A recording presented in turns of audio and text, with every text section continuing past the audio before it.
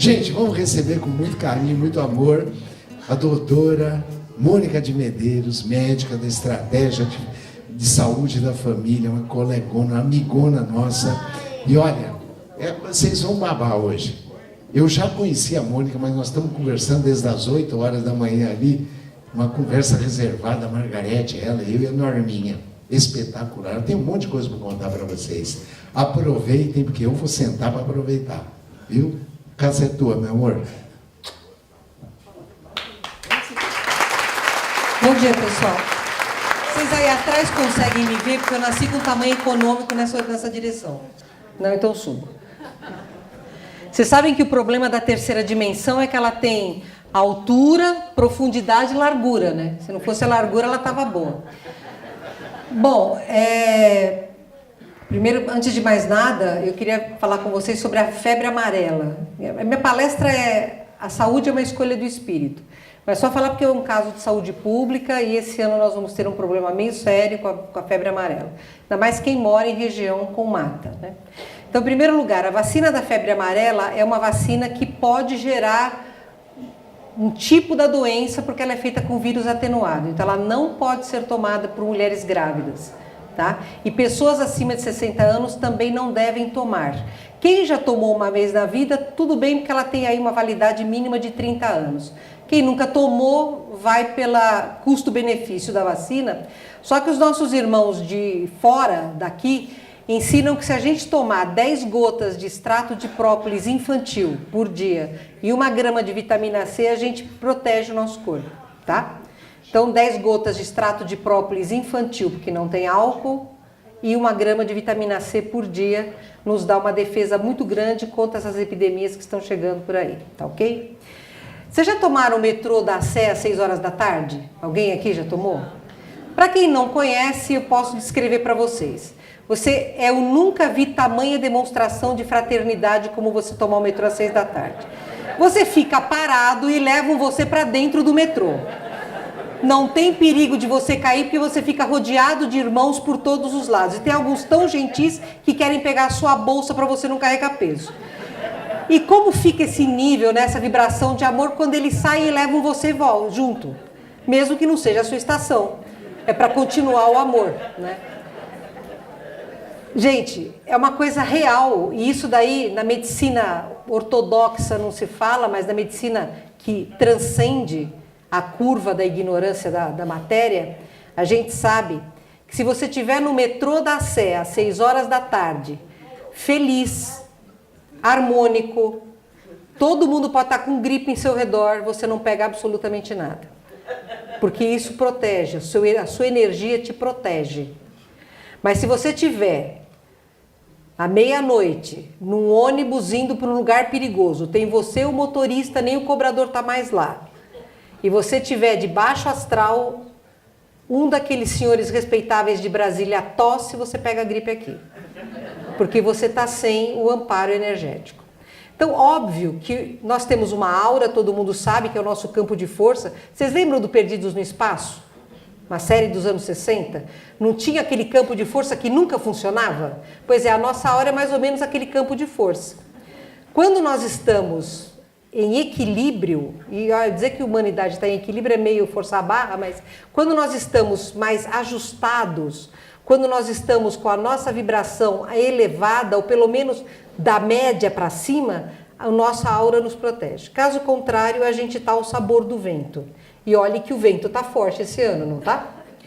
Então, uma coisa que a gente precisa entender é que o nosso corpo é mata-borrão. Os mais jovens não devem saber o que é mata-borrão, porque quando eu nasci já não se usava. Mas mata-borrão era aquele objeto que se fazia para pegar a tinta da caneta tinteiro. Hoje nós temos esferográfica, né? Mas o corpo é o nosso mata-borrão. Mata-borrão do quê? De nós, essência, que tem para controlar, para segurar esta energia que é o espírito, um corpo energético, fluídico, plástico, chamado perispírito. E esse perispírito é como se fosse o nosso radar, quer dizer, tudo que nós temos ali está no perispírito. Quando estamos encarnados, o perispírito gera o corpo físico, então o que está no perispírito passa para o corpo físico. Por isso que a gente fala que o corpo físico é a mata-borrão do espírito.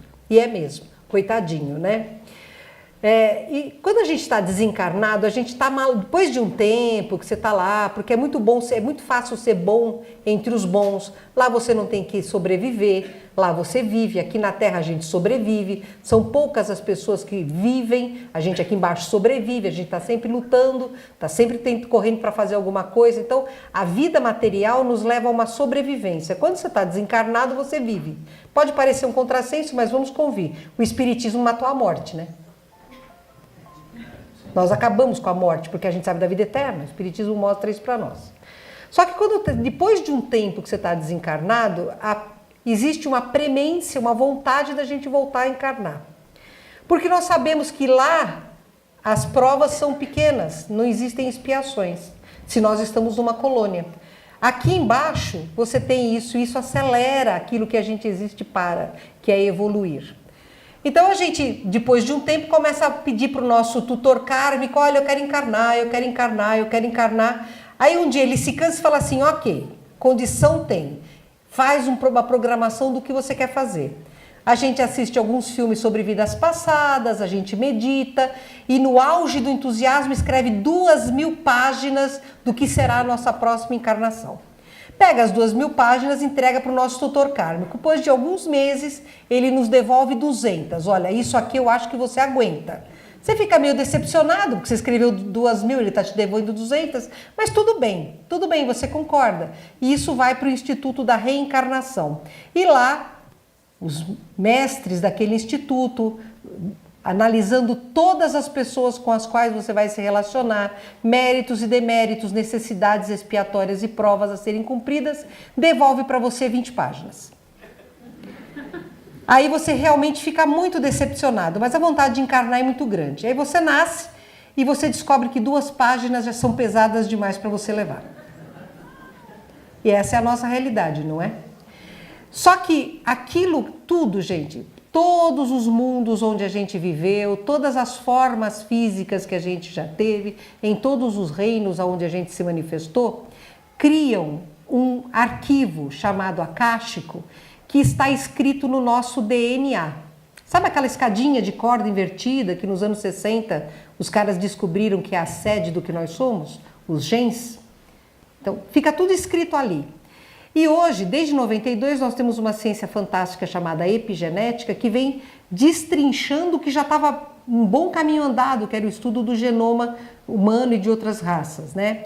Para vocês terem uma ideia, quando eles começaram a estudar o estudo do genoma humano, eles descobriram que nós temos boa parte de DNA de mosca. Nós vivemos na Terra, a gente nós compomos de muitas coisas. É natural que a gente tenha no nosso DNA parte do DNA da mosca, porque a mosca é um quantum energético, a mosca vai evoluindo como nós evoluímos também. Então isso é normal que a gente tenha.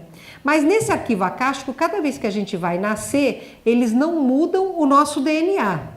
O que acontece é que, de acordo com aquilo que a gente pediu para viver, pediu para vivenciar, genes são ativados, genes são inativados e genes têm o que eu chamo de bomba relógio. Vou dar um exemplo. Eu fui uma mulher muito vaidosa em algumas encarnações anteriores. Então, para vencer a vaidade, eu peço para que, se até os meus 50 anos eu não tiver aprendido que a beleza é a da alma e não do corpo, se eu continuar errando nesse campo, eu quero ter uma doença que me tolde a beleza física. Qualquer doença. Isso é definido antes de eu nascer, o gene está lá, adormecido. Nesses 50 anos, eu tive uma vida em que eu aprendi a fazer caridade, eu aprendi a julgar as pessoas pelo que elas são. Julgar não é uma coisa horrível, mas aprendi a analisar as pessoas pelos que elas são, não pelo que elas aparentam, e a mim mesma, dar valor ao que eu sou e não ao que eu aparento. Quando eu chego aos 50 anos, eu atingi a meta. Aprendi que a beleza externa é uma coisa menos importante do que a beleza interna. O gene que estava adormecido continua adormecido. Por quê? Eu aprendi. Eu não preciso de nenhum gatilho para me ensinar o que eu já aprendi. Concordam? Mas digamos que, por outro lado, eu passei 50 anos cantando Anitta. E me portando como? E fazendo as pessoas sofrerem no mundo afora. Meu lema era, ai se eu te pego. Quando eu chegar nos meus 50 anos, eu não aprendi nada, concordam? O gene que está adormecido abre eu tenho uma doença debilitante que rouba a minha beleza física. O que eu não aprendi pelo amor, eu me convidei a aprender pela dor. Então, tudo que acontece no nosso corpo físico acompanha esta verdade, tá?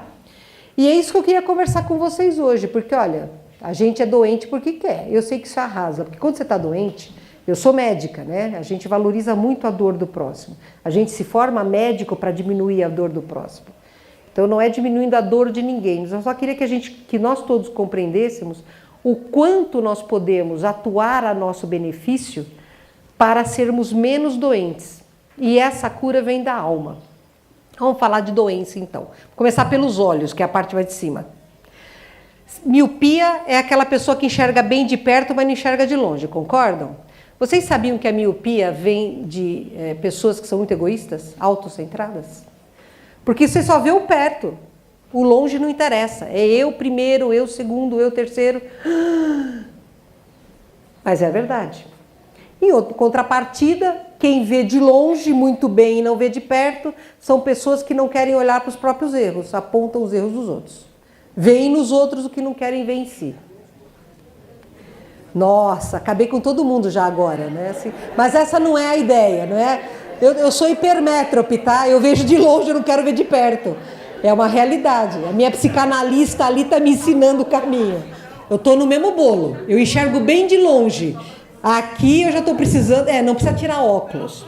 Assuma. Mas é uma coisa real, né? Então, por exemplo, tem um monte de gente hoje que tem dor de cabeça por causa da ATM. É aquela articulaçãozinha que está aqui que faz assim... faz a gente abrir a boca.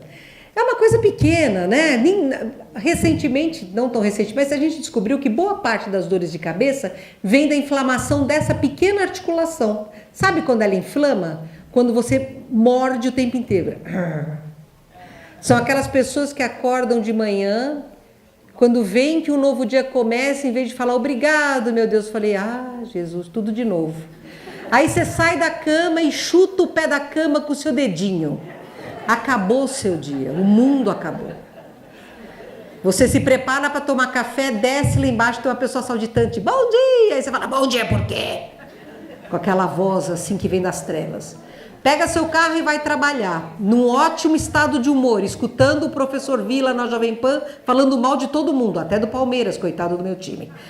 E um cara vem e te fecha, e você olha para ele e fala, vai com Deus, meu irmão, Jesus te abençoe, né? Que é exatamente o que a gente pensa, lembrando até da tataravó do cara que está tão nervoso quanto a você.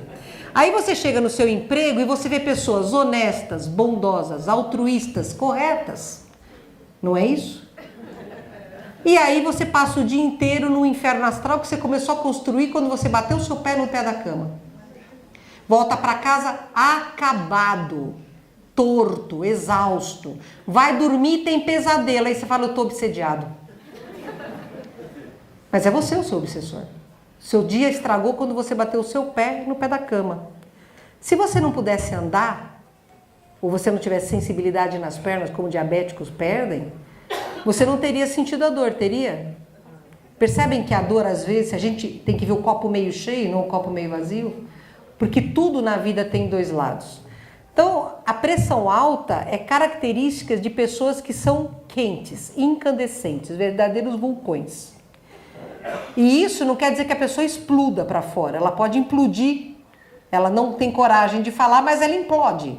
Essa energia que você armazena, raiva, irritação, inconformismo, desespero, é uma energia que atua diretamente sobre alguns centros do nosso corpo, como a gente tem na carótida, tem em cima das suprarrenais, e faz com que esses centros comecem a mandar substâncias que aumentam a batida cardíaca, que fazem com que as artérias se fechem. Pronto, você ganhou uma hipertensão arterial. Simples assim.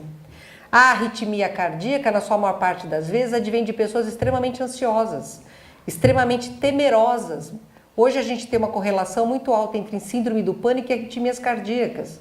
É uma pesquisa que foi feita em Cambridge há 4 anos atrás. praticamente 50% dos pacientes que têm síndrome do pânico desenvolvem algum tipo de arritmia cardíaca nos primeiros 3 anos da doença. E os remédios que você toma para combater a síndrome do pânico pioram ainda mais esse quadro. É uma doença que gera doença pela manutenção do medicamento. Então, o nosso corpo, ele só responde às nossas emoções, né? A diabetes, por exemplo, é um problema, porque a diabetes nasce da frustração. A diabetes nasce da amargura. Vocês sabiam? Pois é, mas a diabetes nasce da amargura mesmo, você fica amargo. É muito comum a pessoa se tornar diabética quando ela se aposenta, ou quando entra num divórcio, ou quando perde alguma coisa que lhe era muito cara, porque a vida fica amarga. Amargo. O que você usa para tirar o amargo do café? Pois é, o cérebro entende isso. Aí ele fala assim para o pâncreas, para de produzir insulina, porque está muito amarga a vida. Ele para. E o teu açúcar começa a subir para o seu cérebro ficar feliz. E você adquire uma diabetes porque você não soube lidar com a frustração da vida.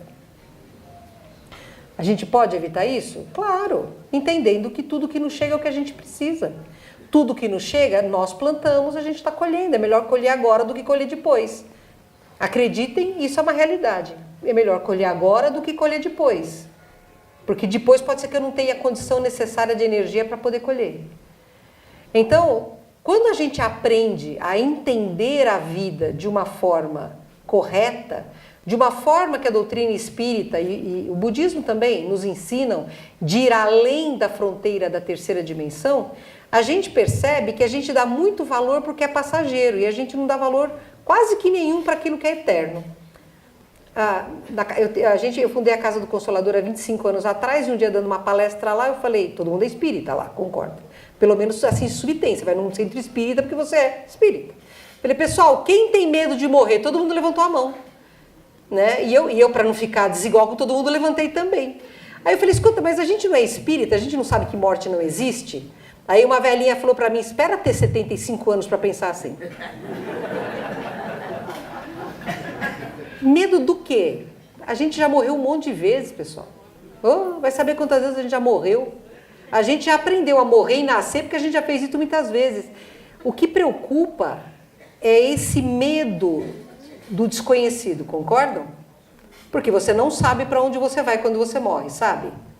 Não. E por que a gente não sabe? Porque a gente tem um mínimo de consciência sobre quem somos. Concordam? Podem ver como a raça humana se adora.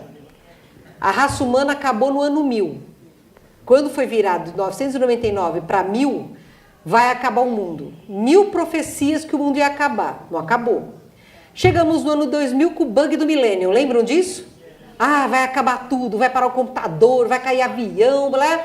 Passamos do ano 2000, não aconteceu nada. Aí 2012, porque alguém interpretou errado o que os maias disseram, então 22 de dezembro de 2012 o mundo acaba. Perguntavam muito para mim, para a Margarete, porque chamaram a gente muito para fazer palestra sobre esse fim do mundo, e a gente falava que o mundo não ia acabar. Escuta, você acha que eu devo casar? Eu sei lá, você gosta da pessoa? Não, mas o mundo não vai acabar? Posso parar de pagar meu apartamento? Devo ter filho? Pelo amor de Deus, o mundo acabou em 2012? Não. Agora foi dia 23 de setembro de 17. Olha, eu não sei se nós todos morremos, isso aqui é uma ilusão, ou o mundo não acabou mesmo. E isso sempre vai ser assim, sabe por quê? A raça humana sabe a vilania que é. Nós somos uma raça hostil e primitiva. Porque nós ainda somos muito imaturos, nós somos muito primários em evolução. Todos nós somos, né? Tem um monte de gente que me escreve assim, ai, eu não suporto essa raça humana. Eu falo, mas você é o quê? Um robô? Você está aqui, você é o quê? Se você está na espécie humana, você é a raça humana. Nós estamos aqui por pura afinidade, por mais chocante que isso pareça, nós estamos aqui por pura afinidade. Nós compomos uma família que não se conhece por pura afinidade. Então é claro que é melhor você compreender isso do que você ficar batendo e ter pedras na vesícula. O mecanismo científico da pedra na vesícula é muito fácil de explicar, né? Você pega um copo com água, joga sal dentro. O sal sedimenta no fundo do copo, não sedimenta? Se você joga a água fora, sai todo o sal ou fica o restinho? Põe mais água e põe mais sal. Deixa sedimentar. Joga a água fora. Aumentou a quantidade de sal no fundo? É exatamente esse o mecanismo de formação de pedra, tanto no rim quanto na vesícula, por sedimentação, porque não esvazia direito. A vesícula nada mais é do que um saquinho que armazena a bile que é formada no fígado.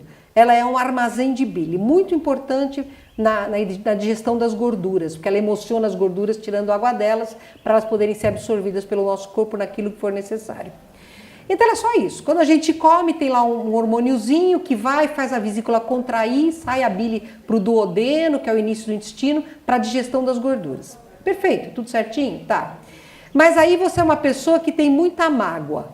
Nossa. E mulher guarda mágoa, hein? Pois é. Mulher baixinha, com família e gordinha, pedra na vesícula. Não tinha ultrassom e a gente fazia o diagnóstico, né? Então é a verdade, é a história. Isso é medicina, tá? Mas a mágoa, sabe o que a mágoa faz na nossa vesícula? Ela faz a vesícula ficar insensível ao hormônio que faz ela esvaziar. Então ela não esvazia de tudo, vai só de pouquinho. E quando vai só de pouquinho, fica o salzinho lá dentro e esse salzinho vai formando pedras, e pedras, e pedras, e pedras. Tem pessoas que têm tanta mágoa represada que a vesícula inteira vira uma pedra. E aí você não tira, deixa lá quieto, porque a cirurgia é muito complicada, sangra muito. Não está fazendo nada mesmo, já não funciona mesmo. Entenderam? Mas isso é a mágoa que causa, gente, olha só. Você criar pedras no seu corpo porque você não é capaz de lidar com as suas mágoas, entendendo que o outro não é responsável pela sua felicidade, nem pela sua infelicidade, é você que está dando poder. Eu esse ano decretei, eu não dou mais poder para político nenhum. Esqueci, eu deletei eles da minha vida. Claro, eu escuto notícia porque eu tenho que saber o que está acontecendo no mundo. Mas quando chega no meu limite, eu desligo e fico escutando a Margarete. Pronto, estou em paz. Porque ela transmuta o ambiente onde ela canta. E no carro eu vou assim também, viu? Eu vou assim também no carro. Arthurzinho. Então, a gente tem que aprender a... Percebam, entre você cair numa mesa de cirurgia para tirar pedra da vesícula e lidar com a sua mágoa, o que é melhor? É nada, gente, é ir para a mesa, porque a mesa tira a vesícula, acabou o órgão de choque.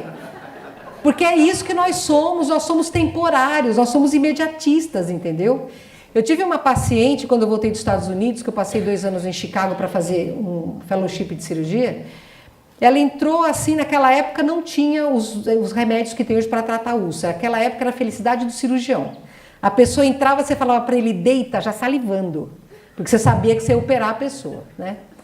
Aí ela entrou, tal, uma dor de estômago, pedindo endoscopia, ela tinha uma bruta de uma úlcera entre o estômago e o duodeno. Marquei a cirurgia, fiz a cirurgia dela, tal, palpei o intestino dela inteiro, não tinha nada, a vesícula estava tudo bonitinho, muito bem. Passou 2 anos, ela voltou, tô com dor, eu falei, bom, pode ser a úlcera de novo, né? Pedi a endoscopia, não tinha nada, pedi um ultrassom, pedras na vesícula. Eu falei, dona Maria, a senhora está com muita mágoa? A senhora está sentindo? Não, a senhora não sabe, meu marido me deixou por uma menina que tem a idade da nossa filha mais velha. Eu falei, então, quando foi isso? Só faz 1 ano e meio. Vamos tirar sua vesícula, tal, mas se eu fosse a senhora, eu procurava, dentro da sua religião, né, um caminho para perdoar, tal. Tiramos a vesícula de novo, ali tudo, não tinha nada. Passou 9 meses, ela voltou. Ah, doutora, eu estou evacuando sangue. Eu falei, bom, isso é câncer, né? Colonoscopia, câncer. Pedi a colonoscopia, tinha lá um tumor no sigmoide, na parte final do intestino grosso. Aí eu já apertei mais, né? Falei, ó, tá vendo? Só essa doença aqui tá vindo porque a senhora realmente tá com muita raiva. Não é nem mágoa, mas eu odeio ela. Falei, pronto, ela tá dentro da senhora. A senhora concentrou ela dentro do seu corpo, olha o que é o seu câncer. Fiz a cirurgia, fiz quimioterapia. Durante a cirurgia não tinha metástase, não tinha nada. Exatamente 9 meses depois eu estou do lado dela, com ela desencarnando e ela sorrindo, olhando para o marido e falou, tá vendo, doutor? Ele voltou para mim. Não, isso não é para rir, gente, é para chorar. Percebam o nível de doença emocional dessa pessoa, que ela acabou com a própria vida dela para ter de volta o que ela achava que era dela. Percebem o nível de doença? Mas eu vou dar uma notícia para vocês.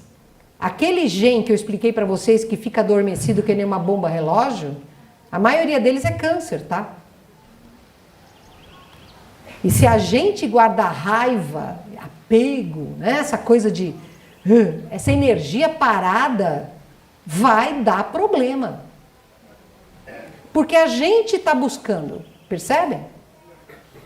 Nós induzimos no nosso corpo físico aquilo que o nosso corpo emocional não é capaz de compreender e lidar de uma forma como Jesus ensinou. Sem apego. Porque aquela parábola de você tem 2 túnicas, dá uma, não é só no aspecto de você fazer caridade material, é a caridade com você mesmo.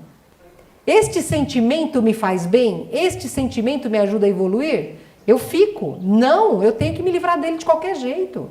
E isso é muito sério, pessoal. A medicina que nós praticamos na Terra é extremamente antiga. Ela corta a pessoa e joga fora o problema dela, que está somatizado, mas ela não cura o indivíduo. Por isso que eu parei de operar. A Dona Maria foi a paciente que me fez parar de operar. Porque eu entendi que eu estava tirando pedaços da pessoa e eu não estava tratando a pessoa. Que médica eu sou? O médico tem que tratar o paciente na sua totalidade, é espírito e matéria, é a encarnação presente e as encarnações passadas, é o campo de energia. Isso é medicina. Que é o que os espíritos de luz, Dr. Chan, a equipe aqui, a Armandus, o Dr. Espanhol no Consolador fazem. A Sheliana, que é um ser que veio de outro planeta, faz. Eles tratam o espírito com as encarnações passadas, com a encarnação presente, respeitando aquele espírito. E não se trata a doença. A medicina de hoje trata a doença. Daqui a alguns anos, graças à epigenética, você não vai tomar o remédio da moda para pressão alta, você vai tomar o seu remédio para pressão alta. Aquele que o seu corpo geneticamente responde, em vez de ficar saltando de um remédio para o outro cada vez que o laboratório lança alguma coisa. Esse é o futuro. Mas vai chegar uma hora que não vai nem precisar de remédio da pressão. Por quê? Porque a nossa irritação a gente vai resolver pegando um monte de tomate podre e ovo podre e jogando em algum lugar. Em vez de guardar uma energia ruim que nos defeitua por dentro, nos adoece. Eu tenho problema de artrose nos meus 2 joelhos. Eu posso dizer que é porque eu fui atleta, porque eu esquiei muito. Um dia eu estava esquiando, passou um viadinho, eu fiquei olhando para ele, aí apareceu uma árvore na minha frente, que não falava português, eu fui na árvore, arrebentei o joelho, a culpa foi da árvore, claro. Mas, na verdade, os problemas articulares que nós temos, principalmente os de joelho, é porque a gente tem um orgulho desmensurado. Ah, meu Deus! Eu sei, muitas pessoas aqui têm problema de joelho, por isso que eu estou me citando como exemplo. Eu tenho mesmo, problema sério nesse joelho aqui, já deveria ter operado, mas não vou, porque eu prefiro operar espiritualmente. E antes eu prefiro melhorar o meu orgulho, que é o que é a minha luta atual. Mas isso é uma coisa real, percebe? Eu não ajoelho, eu não vergo, eu não me curvo. Então meu joelho está duro, ele responde ao meu orgulho. Tem problema na coluna? Várias causas, a maior delas é a inflexibilidade. Ajuda sentar errado, ajuda a ficar errado na frente do computador, porque a evolução humana é muito legal, né? A gente começou curvadinho, foi ficando retinho, e com o advento do computador a gente começou a ficar curvadinho, agora com o WhatsApp, então, a gente está de novo voltando a ficar curvado. A humanidade futura vai ser curva de novo por causa do WhatsApp. Eu não sei se vocês já perceberam que o WhatsApp é o novo fazedor de escravos, vocês já perceberam isso? Nós estávamos outro dia almoçando com a família e na mesa ao lado da gente tinha uma família inteira comemorando o aniversário da velhinha, da vovozinha. E aí a gente achou muito interessante o silêncio, tá todo mundo comendo, não, estava todo mundo no WhatsApp e a velhinha olhando. Mas não é uma vergonha? A gente está abrindo mão do real para ficar no virtual? Que exercício de vida e fraternidade é esse que a gente está levando? Vocês acham que isso não vai ter consequência? Por que vocês acham que o Alzheimer hoje pega pessoas com 30 anos? Por que vocês acham que tem pessoas com 55 com demência senil? Por que vocês acham que tem tanta doença degenerativa do sistema nervoso central? É consequência desse mundo cheio de ondas que a gente vive. Tem pessoas que o celular vai embaixo do travesseiro, muito jovens. A garotada de hoje põe o celular embaixo do travesseiro. Né? Eu ainda sou de uma época que a gente brincava na rua. Empinava papagaio, brincava de amarelinha, esconde-esconde. As crianças de hoje brincam com brinquedos de guerra no computador. O cérebro delas é acelerado a um absurdo de leituras, de grupos de neurônios que são colocados para destruir, para correr, para... Essas crianças vão ter psicoses aos 20, 25, 30 anos. Não precisa nem tomar droga. O próprio jogo eletrônico é a droga, a própria internet é a droga eletrônica. O nosso mundo hoje está profundamente doente. E está doente porque a gente se distanciou do outro, porque a gente não quer ser ferido. Todos nós temos um medo enorme de sermos feridos. E vejam, todos nós pedimos para estar encarnados no momento de transição planetária. Ninguém pôs uma arma na nossa cabeça. Ok, tem gente que encarnou com compulsório. É verdade, com a arma na cabeça. Mas acredito eu que a maioria de nós aqui, se não a totalidade, encarnamos porque pedimos. Fizemos 2.000 páginas, nascemos com 20, estamos achando que 2 já são pesadas demais. Não é? Agora, enquanto nós vivemos da compulsão da materialidade, vivemos da compulsão de que vivemos apenas esta vida, apesar de crermos na lei da reencarnação, enquanto vivermos da compulsão da sobrevivência, o nosso corpo físico vai ter doenças e doenças graves. Tem muitas pessoas que aparecem no consultório com a gente com uma anemia inexplicável, né? Mas de onde veio essa anemia? Come bem, tem uma vida saudável, só que ela vive com um vampiro com ela, que suga a energia dela em casa. E ela adquire anemia, porque ela não sabe falar para. Aqui termina o seu direito, aqui começa o meu. Vocês sabiam que não saber falar para o outro que te vampiriza também gera doença? Gera doença sanguínea. Tem pessoas que a gente pega que tem um buraco no coração, as válvulas do coração se tornaram um buraco, de tanta facada que ela tomou por permitir que o outro comandasse a vida dela. Então a gente fala assim, não, eu nasci com um problema, a criança nasce com válvula cardíaca porque deu um tiro no outro, deu uma facada no outro. Não, ela pode nascer com um problema de válvula cardíaca simplesmente porque ela abusou do direito de comandar outro. Percebam que a doença, ela não pode ser encarada como a maioria encara, como um obstáculo, um problema. Ela é um caminho para a gente aprender resiliência sim, paciência sim, altruísmo sim, porque a gente convive com pessoas ao nosso lado doentes, nós temos que exercer esta fraternidade, este altruísmo, faz parte do nosso aprendizado em direção da lei de amor que Jesus nos trouxe, e nós somos ainda pré-infantis nesta lei.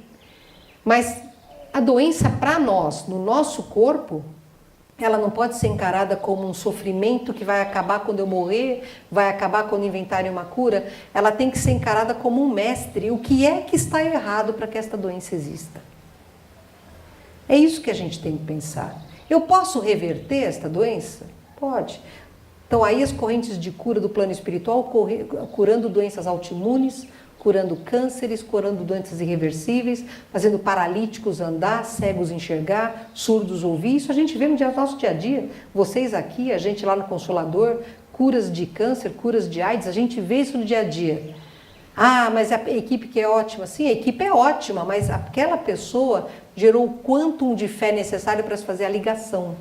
Aquela pessoa criou o campo de repercussão, o eco, onde a luz, a energia, o conhecimento dos desencarnados, a boa vontade dos encarnados que estão doando a sua energia, este campo de energia criado teve eco naquele coração, que com fé conseguiu promover em si próprio o avanço da melhora ou da cura. Sempre é uma rua de duas mãos. Precisa haver este ir e vir. Não adianta este lado ter tudo se este lado não faz nada. Compreendem? E a fé é essencial. Eu permito ser curada. Eu permito.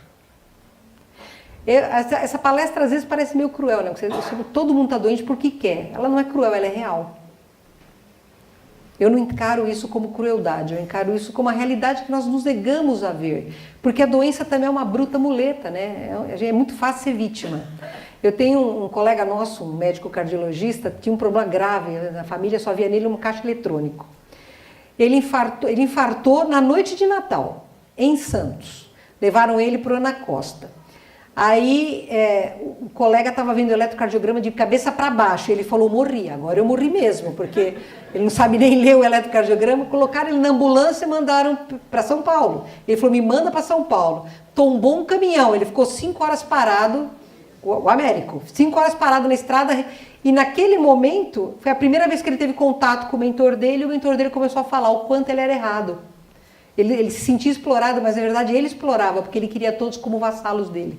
Há várias encarnações. Hoje esse cara é um dos principais palestrantes espíritas, é um gênio, tornou-se médico homeopata, tem mais de 20 livros escritos sobre família. Mudou completamente a relação dele. Por quê? Porque ele viu o que ele fazia com ele mesmo. Então, o convite que nós recebemos de uma doença é essa. O que é que eu estou fazendo comigo? Eu estava assim, né? Morrendo no joelho, eu ando muito, tenho que andar muito, ficar muitas horas em pé. E aí, esse ser, a Sheliana, um dia eu falei para ela, você vai operar meu joelho? Ela falou, não, para de comer doce. Eu falei, é claro, o doce é todo o problema da minha vida, né? Bom, eu estou regime há 18 dias. Ó, não tenho mais dor nenhuma. Vou esquiar no final do ano. Desde que nenhum Bambi passe, né? Porque vai ficar tenso. Então, mas percebam, eu parei de comer doce. Eu me desintoxiquei de uma coisa que estava envenenando meu corpo. Por quê? Porque o doce oxida, você enferruja. Foi suficiente. Isso é aliado ao trabalho que eu estou fazendo para rebaixar o meu orgulho ao nível passável. Vai, passa. Normal para o humano. Entenderam? Então, a gente tem que trabalhar a nosso favor. E o que a doença faz, a gente se larga na mão do remédio, a gente se larga na mão do, eu sou coitadinha, você não me pode cobrar nada porque eu estou doente. Eu tenho um monte de paciente assim, eu estou tão mal, doutora, fala para ele que eu não posso fazer nada, eu estou mal. É muleta, a doença é muleta, gente. A criança já usa a doença como muleta, a criança aprende rapidinho. Fica doente, mimo, fica doente, presentinho. Você está ensinando para ela a ser o seu algoz no futuro, dela própria. Não é só seu não, é dela própria. Então, nós temos que encarar a doença como se nós fôssemos, não somos, mas como se nós fôssemos adultos, maduros espiritualmente falando. Estou doente sim porque plantei o que não devia. Como é que eu faço para essa colheita ficar mais suave e eu me libertar desta doença que me empaca? Porque eu vou dizer uma coisa para vocês, já é cientificamente provado que nada é fatal, o determinismo não existe. Existe um estudo feito pelo American Heart Institute, que não é um instituto científico paranormal, então tem paranormalidade, tem um estudo metafísico. Eles pegaram células da bochecha, pegaram o DNA dessas células da bochecha de soldados do exército americano, marines, né, fuzileiros, colocaram em placas. Aí, passado um tempo, quando aquelas células germinaram, eles pegaram o soldado, colocaram eletrodos no soldado para medir o eletroencefalograma dele e colocaram eletrodos na placa para medir a atividade elétrica dessas células, que existia. Era pequena, mas existia. E colocaram os soldados vendo vídeos de fotografias da família dele, do cachorro, do time de futebol, de guerra, de momentos de ataques que eles tinham sofrido durante a atividade deles como militares. As ondas cerebrais dos soldados tinham picos e as células do soldado tinham picos exatamente na mesma hora com amplitude proporcional. Aí eles falaram, bom, é porque ele está na frente da célula dele, vamos tirar. Gente, eles afastaram as células até 80 quilômetros dos soldados e até 80 quilômetros as células respondiam imediatamente ao impulso emocional do soldado. Mas é uma população de soldados treinados, inclusive com drogas para responderem cegamente a comandos, ok? Então eles pegaram paranormais extremamente treinados para produzir emoções no limite. Ódio no limite, amor no limite, gratidão, misericórdia, raiva. Pegaram células de placentas humanas sem nenhuma relação com aqueles paranormais, já para tirar essa emanação. Puseram a célula na frente do paranormal e pediram para eles assim, fotografavam antes o DNA, o material genético, fotografavam para ver no microscópio eletrônico e aí falaram para os agentes, sintam ódio. Pegaram as células, levaram para o microscópio eletrônico, estava destruído o núcleo da célula. O DNA da célula estava completamente desestruturado. Raiva, mágoa, angústia, medo. Em diferentes níveis, quem desestrutura mais é a raiva, é o ódio e o medo. Aliás, o medo é o que desestrutura mais. Totalmente estruturado. Pegaram outras células, falaram para esses paranormais. Sintam gratidão, sintam misericórdia, sintam alegria. e levavam essas outras células para o microscópio eletrônico. Estava brilhante, o DNA estava bem estruturado, a célula parecia que brilhava, estava até com um potencial de membrana, a energia da célula aumentada. Pegaram as células doentes que eles tinham destruído com as emoções e levaram para esses agentes. Agora sintam gratidão. A gratidão e a misericórdia foram os dois sentimentos que devolveram as células desestruturadas à forma normal. Vocês compreendem isso? Gratidão e misericórdia foram os sentimentos que devolveram para as células destruídas a sua conformação normal. O que isso provou? Esse estudo provou que sentimentos bons curam. Sentimentos bons corrigem o DNA. Um estudo feito por um gênio chamado Masao Emory, fantástico, que a Margarete cantou para ele quando ele esteve aqui no Brasil, foi lindo o experimento dele.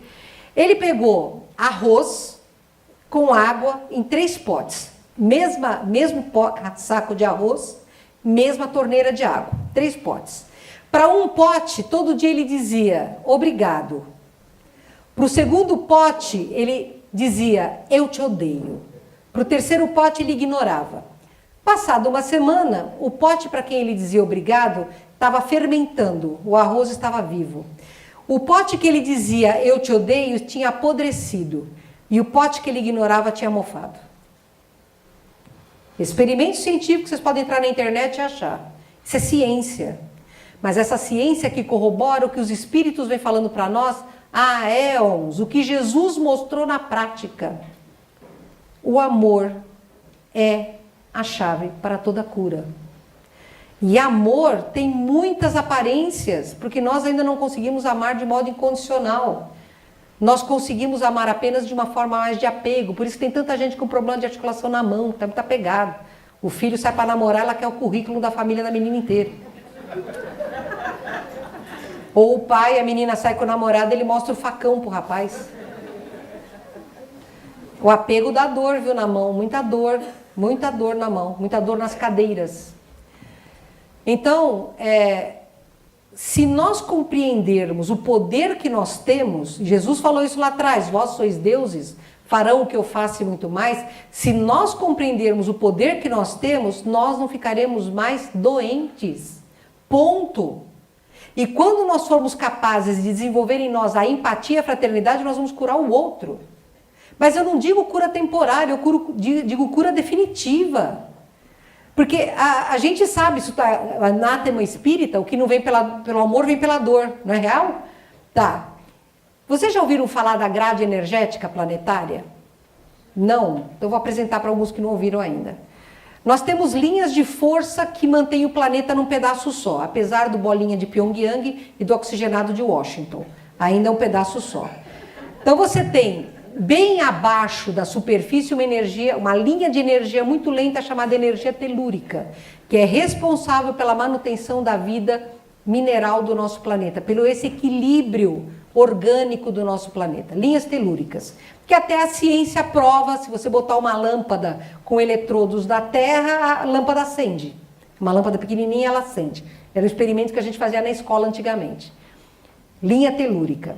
Na superfície da Terra corre uma outra camada de energia que é chamada de camada de lei, ou linhas de lei, que são muito interessante, é como se fosse uma imensa teia de aranha que envolve o planeta, e quando cruzam duas linhas você tem um ponto de luz, como este aqui é um ponto de luz. Sabe aqueles lugares que nada dá certo? Você abre e fecha o comércio, sabe? Abriu, fechou. Nossa, nada dá certo aqui. Todo mundo já conhece um lugar assim? Então, fica num lugar onde não tem linha de lei, é num losango. Esses losangos têm guerras. Isso é estudado cientificamente. Nesses losangos aconteceram guerras, grandes catástrofes, quedas de avião. Entenderam? E temos uma outra camada, que é a mais intensa, que fica lá na ionosfera, chamada camada de ressonância de Schumann, que na verdade é uma cavidade onde se formam os relâmpagos. É o marca-passo biológico do planeta. Ela acelera, o planeta acelera. Nós hoje estamos tão doidinhos porque ela acelerou e o nosso cérebro não acompanhou. Por isso que a gente está meio doidinho atualmente, né? Essa loucura que existe no mundo vem daí. Então, essas camadas de energia formam essa grade energética planetária, que envolve o planeta e a qual nós nos conectamos, assim como o fio de prata conecta o perispírito ao corpo físico, não é? Que são milhares de fiozinhos, não é um fio só, são projeções do perispírito nos ligando ao corpo físico. Existem fiozinhos que saem da nossa aura, que são chamados de fios de ouro pelos hindus, que nos ligam a essa grade energética. É um mecanismo de troca, né? Não tem dias que você fala, nossa, tá tudo tão pesado, parece que o teto está em cima da minha cabeça? Não tem esses dias? É quando você está em um buraco dessa grade energética planetária, tá? Tem lugares que são tão densos que existe um buraco no lugar da grade. Então imaginem assim, pelo fiozinho de ouro, eu passo para o planeta todos os meus sentimentos. Medo, raiva, angústia, amargura, decepção, mas também passo fé, alegria, entusiasmo, esperança, misericórdia, gratidão. Quando eu passo para o planeta energias, sentimentos pequenos, sentimentos não sadios, que não irradiam luz, eu estou fazendo um buraco na camada, estou fazendo um buraco na grade energética planetária. Agora você imagina, nós somos quase 8 bilhões de encarnados e somos cerca de 25 bilhões de desencarnados. 33 bilhões, dos quais 19% são espíritos de luz. O resto é gente que nem a gente ou pior que a gente. Vocês podem imaginar como é que está a grade energética do planeta? Como é que ela está? Não precisa do bolinha de Pyongyang. Percebam, ele só pode detonar 5 armas nucleares. E a gente está detonando arma nuclear todo dia quando a gente permite sentir o que não for fraterno. Por outro lado, quando nós emitimos sentimentos que são luz, esses sentimentos alimentam e curam a grade energética planetária. Nesse momento, você está sendo um curador planetário. Nesse momento, você está mantendo a vida no seu planeta. Então, se nós temos este poder, e temos, como é que a gente pode achar que não pode nada? Como é que a gente pode achar que não tem capacidade para nada, nem mudar a nossa própria vida? Nós temos. Eu queria mostrar um vídeo para vocês, dá tempo, é rapidinho, é curtinho. É um experimento científico de um gênio chamado Greg Braden. Ele filmou, espera só um pouquinho. Ele filmou monges tibetanos curando uma pessoa que tinha câncer. Vocês vão ver o câncer sumir enquanto eles mantram. O que esses monges tibetanos deram? Energia e fé. O que o paciente deu? Fé, fez eco. É visível, o câncer desaparece. Deixa eu me afastar aqui, porque eu sou meio grande. Tem som? Pode soltar. Gente, prestem atenção, porque isso é muito relevante, tá? Ele está falando que o câncer foi bem sucedido a tratamento. Então, o que ela vai fazer? Primeiro ela vai pegar o ultrassom mostrando a bexiga com o câncer, né? Tá vendo? O paciente. Ela vai primeiro mostrar o câncer aqui na bexiga. Vendo essa imagem branca aqui, ó? Essa imagem branca. Ela vai congelar essa imagem e ao vivo ela vai colocar a imagem da atuação do mantra nesse tumor. Está congelada a imagem, agora ela vai pôr a mesma imagem ao lado. É nessa imagem que vocês têm que se fixar.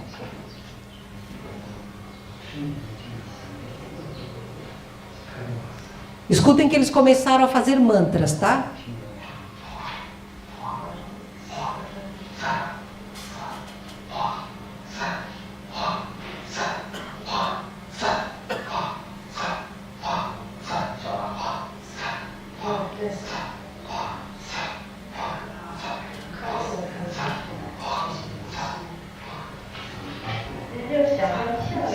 Olha aqui, ó. Comparem com a outra imagem.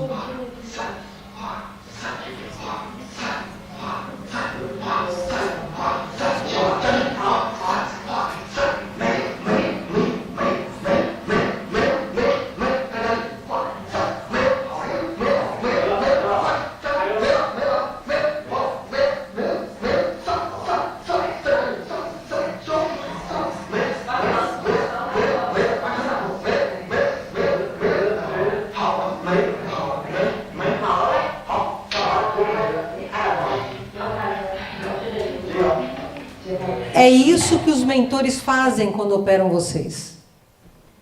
Eles usam a energia deles para que isto se produza.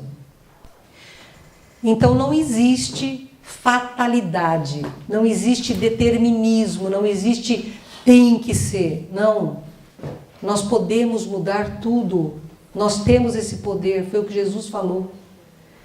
O que nós precisamos é nos abrir para a possibilidade. Eu tenho a doença, o que ela quer me ensinar? O que ela quer me mostrar a meu respeito? Na hora que eu vejo, eu abro o caminho para a cura. É isso que os mentores pedem, que nós nos abramos para a possibilidade da cura. A parte deles, eles fazem. Agora fica que a nossa parte nós façamos também. E nós podemos. Creiam nisso. Há 7, 8 anos atrás, eu estava com um paciente terminal na UTI do 9 de julho, com um problema respiratório, a família não queria que fizessem traqueostomia para prolongar artificialmente a vida dele, coisa com a qual eu concordei, e ele adorava a Margarete. Então ela pediu permissão para ir cantar para ele na UTI do 9 de julho. Quando ele estava só com máscara, né? Quando ela começou a cantar Ave Maria do Morro, ele saiu do coma e ele começou a mover os lábios cantando com ela. Médico não chora, eu virei para o lado, onde tinha uma outra paciente minha, uma menina de 16 anos, vítima de um acidente automobilístico, que estava há 3 meses em coma. Enquanto a Margarete cantava, essa menina saiu do coma. Um mês depois ela teve alta do hospital sem sequela. Por quê? Porque a Margarete criou um quantum? Sim. Tinha espíritos de luz lá? Sim. Mas as pessoas, esse espírito dessa menina abriu-se para a possibilidade de voltar, de ficar. Gente, não existe nada que não possa ser mudado quando a gente se determina, tá? Muito obrigada.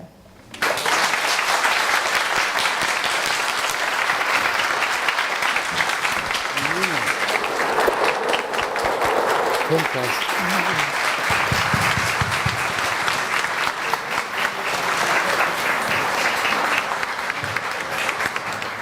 Bom dia. Lindo, lindo demais. Então, já aproveitando que todos possam fazer agora conexão com o seu eu superior e buscar essa sabedoria interna, que tudo sabe, que tudo pode encontrar dentro de si mesmo as respostas e a própria cura. Então, já agradecidos à energia doce e meiga da Mãe Maria, Ave Maria, digo não.